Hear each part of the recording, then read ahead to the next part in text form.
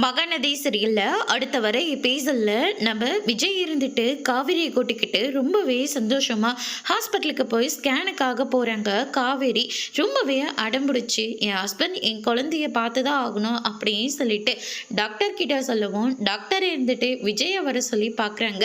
விஜய் குழந்தைய பார்த்த உடனே ரொம்பவே சந்தோஷப்படுறாங்க.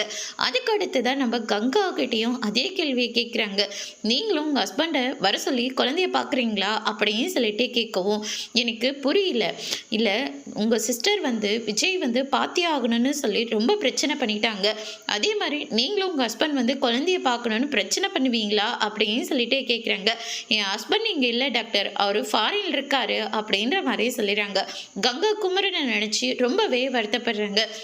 அதுக்கு அடுத்ததாக செக்கப் முடிச்சுட்டு ரிட்டர்ன் வந்துட்டு இருக்கிற போது குழந்தைக்கான ட்ரெஸ் எல்லாத்தையுமே நம்ம வாங்கிட்டே போயிடலாமா, இப்போ வேண்டாம் மாப்பிள்ள, நம்ம 9வது மாதத்தில் வாங்கிக்கலாம் அப்படின்ற மாதிரி நம்ம சாரதா வந்து சொல்லிடுறாங்க.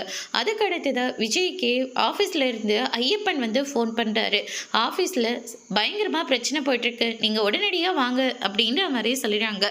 அதுக்கு அடுத்ததாக இங்கே இருக்கிற நம்ம விஜயோட சித்தப்பா அந்த பிரச்சனையெல்லாம் பார்த்து ரொம்பவே கை கொட்டி சிரிச்சிட்டு இருக்காங்க.